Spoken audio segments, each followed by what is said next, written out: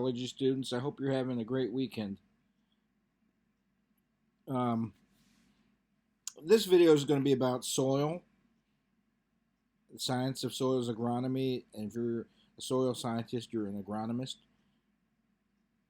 What agronomists do is they focus on making sure that our soil's fertile so we can grow things in it.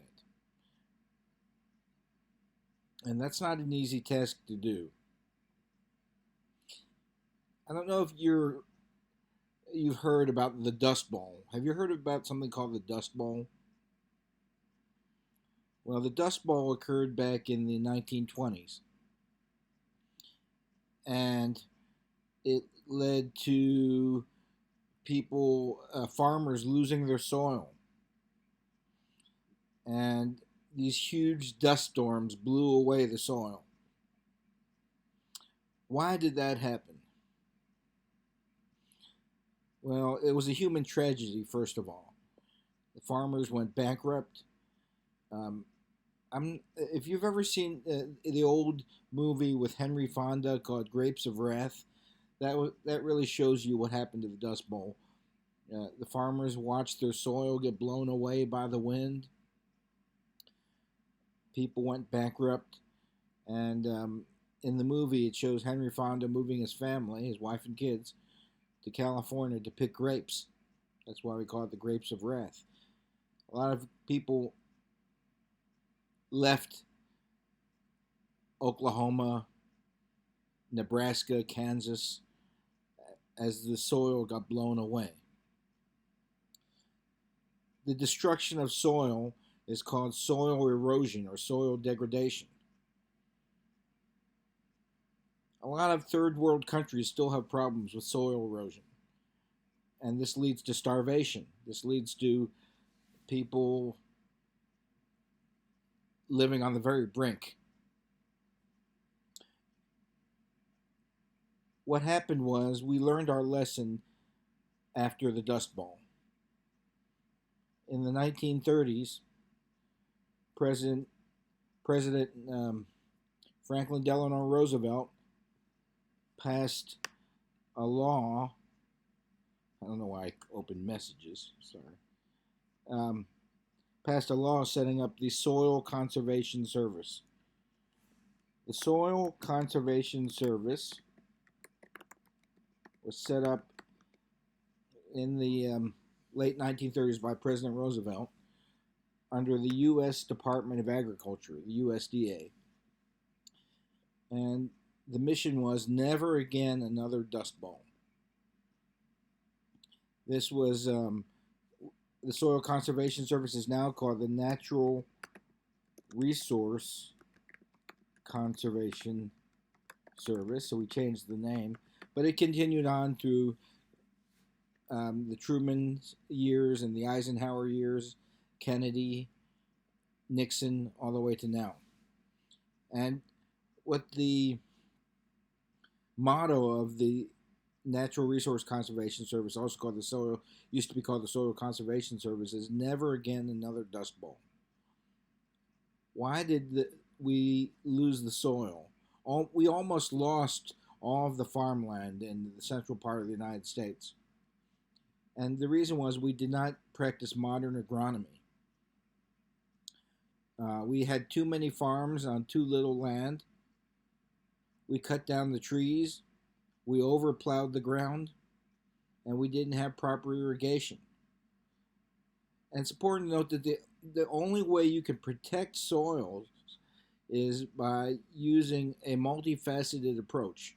The first thing, and we've learned to do this over the years, is to use irrigation, to pump water out of the ground so that the plants don't die. Once the plants die, there's nothing to hold the soil in. So you get these 70, 80, 90 mile per hour winds in the central plain states. It blows the soil away if there's no vegetation to hold it in. We also put too much cattle and sheep in these areas and so that the animals would eat any plants that survived.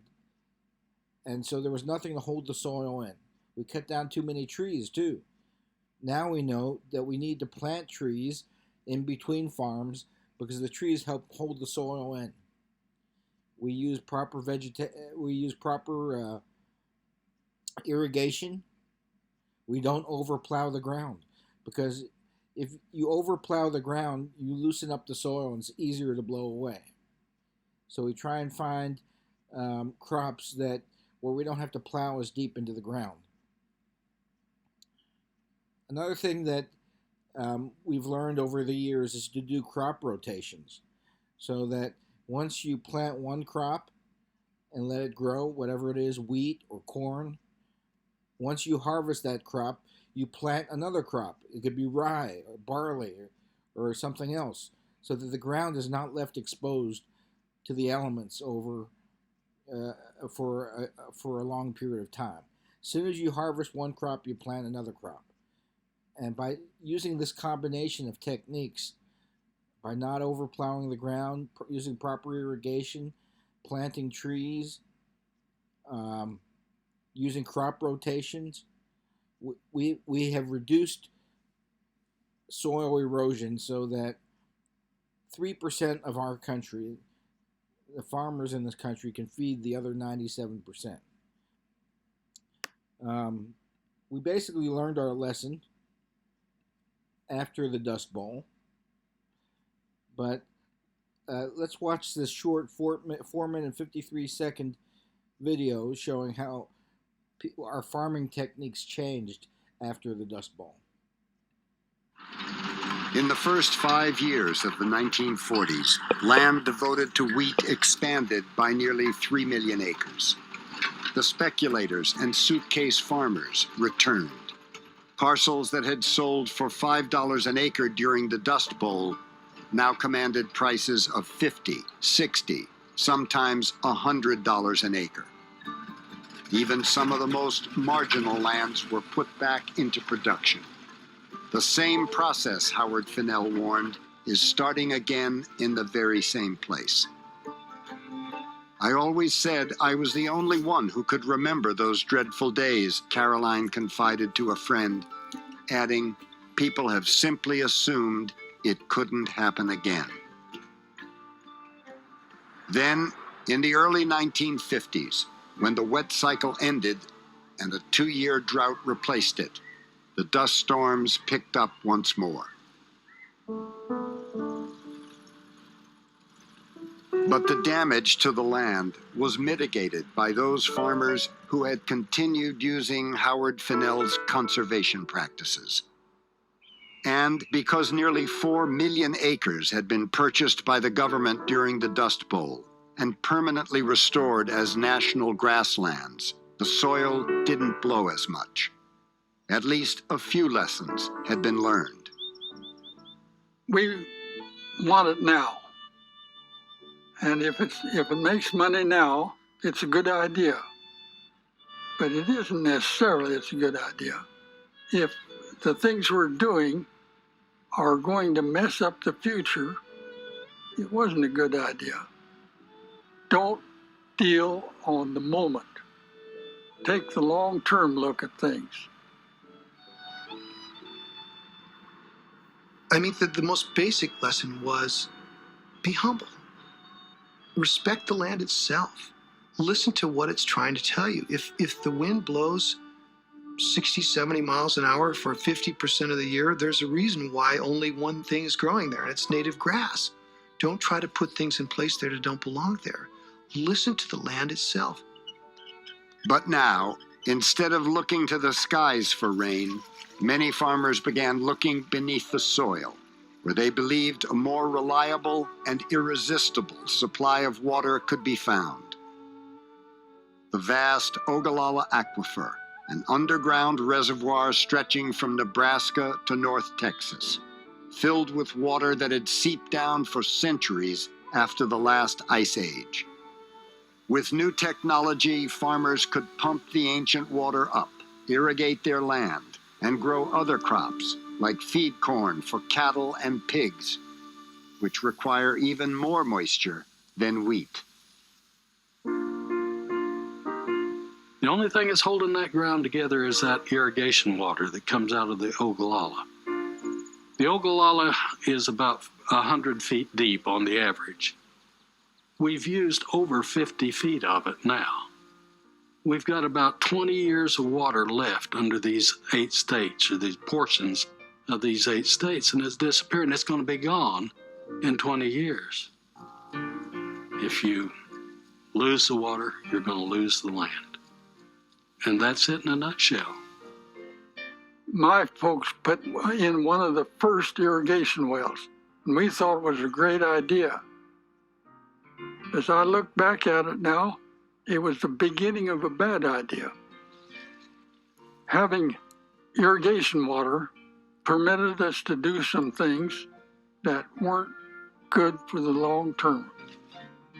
And some of these days, I'll be gone, but somebody is going to be out of water. Folks are going to have trouble getting enough drinking water. And they'll look back and say, and to think, back there in the 50s and 60s, they used up our drinking water to raise hog feed. I think the Dust Bowl can happen again. Most emphatically, it can happen again. It can become a creeping Sahara. The Sahara Desert, a few thousand years ago, was a savanna. We know that it's possible to turn from savanna to a stark desert. And there's no reason to think that it can't happen in the middle of North America. I can see. I think you can see some of the problems that are associated with irrigation is that we don't have much groundwater left, so you can't plant crops that use too much water.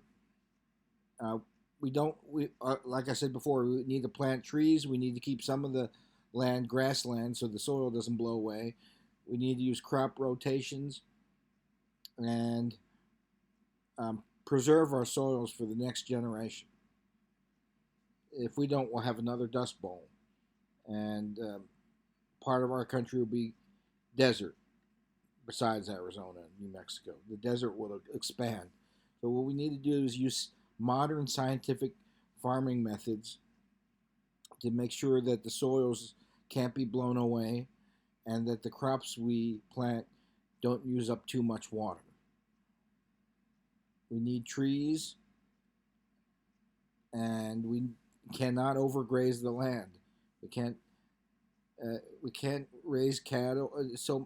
We can't raise so much cattle there and sheep because they remove a lot of the vegetation through their grazing, exposing the soil. There are 3 main kinds of soils we have in the United States. There's numerous soils around the world, but we don't have time to cover the rest of the world. We're going to cover the 3 main types of soils in the United States. We have pedalfers, pedicals, and laterites. We need to know the difference. So, first thing I like to make note of is that pedalfer soil in the United States and in the rest of the world is the most productive soil in the world.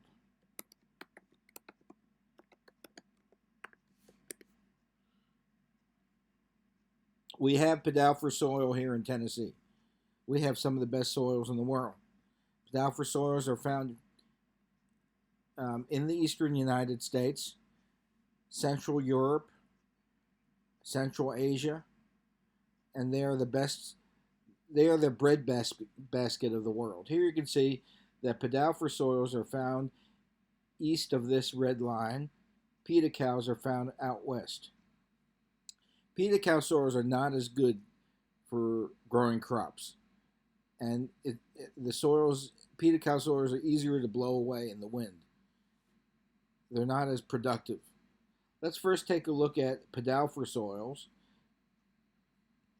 like we have in Tennessee. Here's a pedalfer soil profile. You have 5 horizons to remember for a pedalfer soil.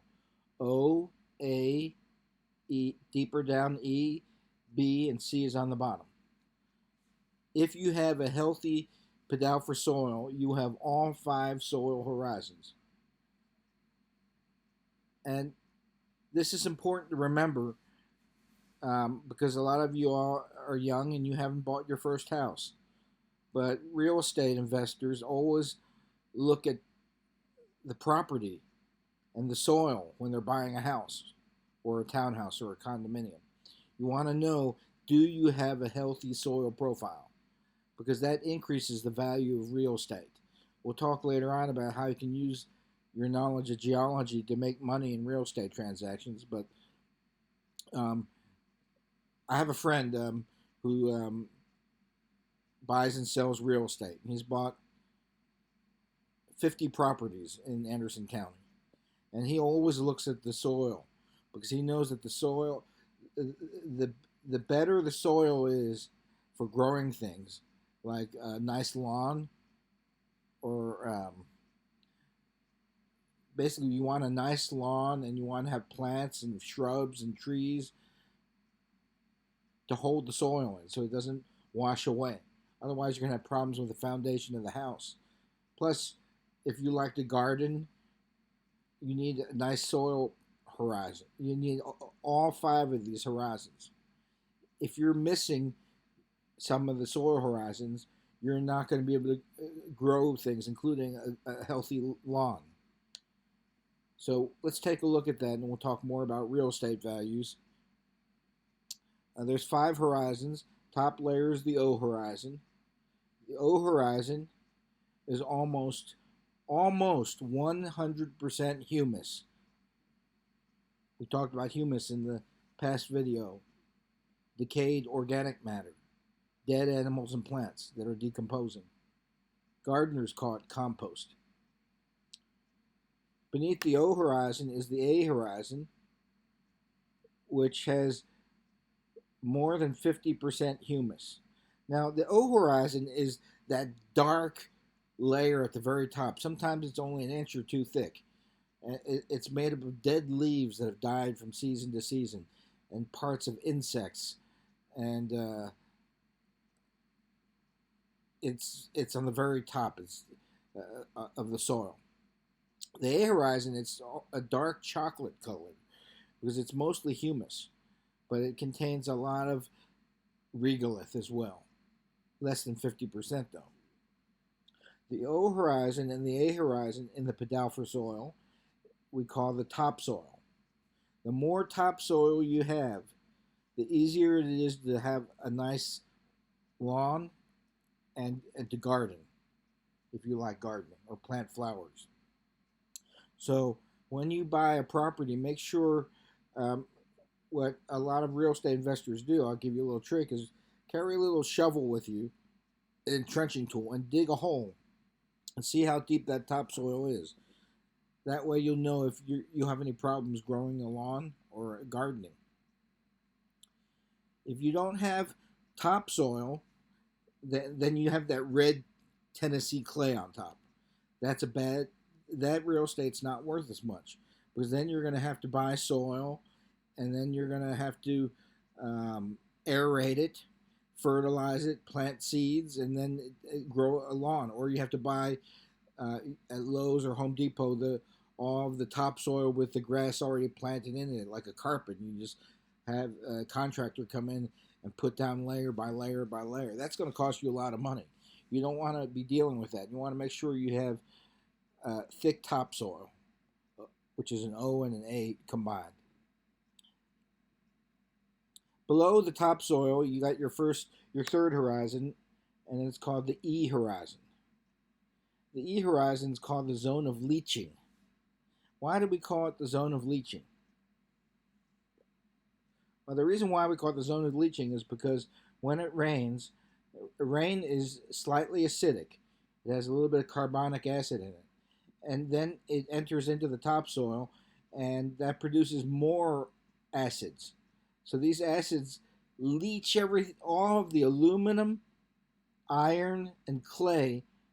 They get leached out of the E horizon. They get removed from the E horizon. And they get deposited in the B horizon. The E horizon is the zone of leaching. Everything gets leached out, removed. Reminds me of my ex-wife. She took money from my bank account She took my furniture. She took my kids. And I was left a husk of a man sitting there at a bar drinking gin and tonics, talking to my buddies about my ex-wife. I'm sorry. Anyway, that's the zone of leaching. Everything, aluminum, iron, and clay gets removed from the E horizon, and then it gets deposited in the B horizon below, which is called the zone of accumulation. So the aluminum, iron, and clay are there.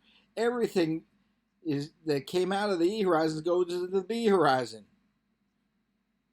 otherwise known as your ex-wife's bank account.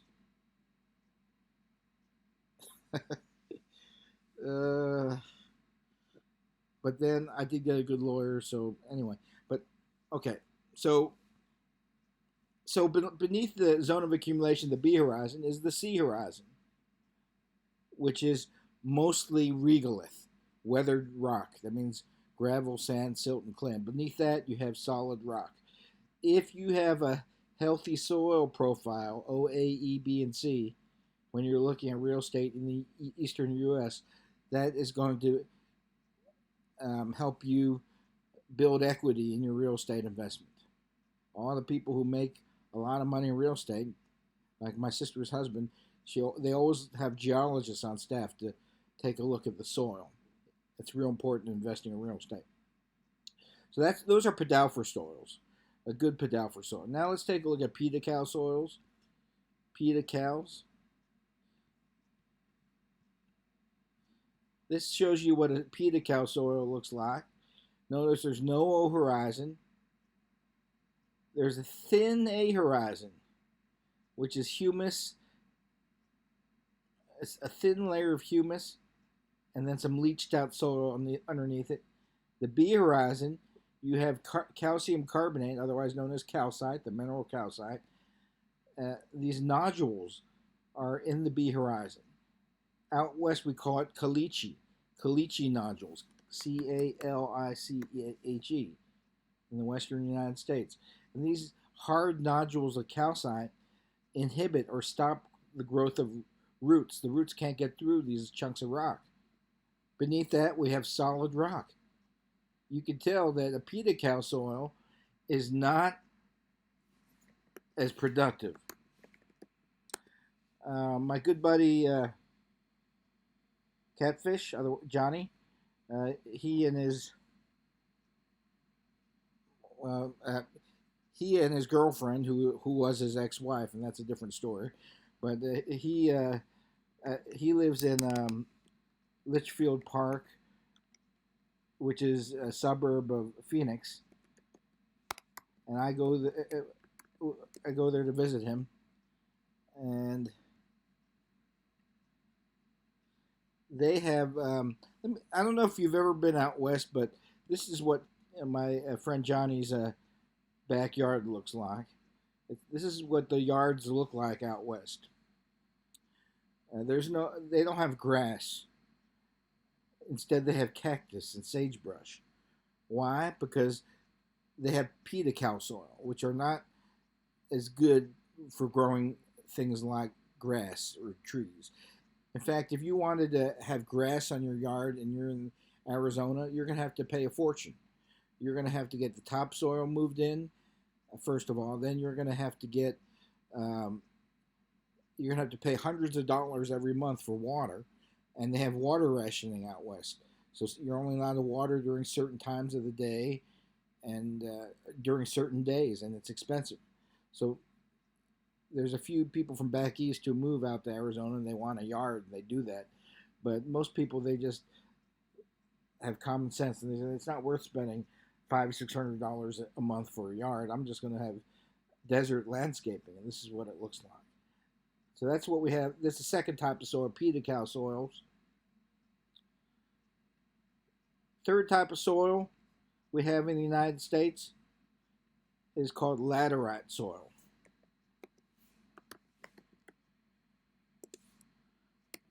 And Laterite soil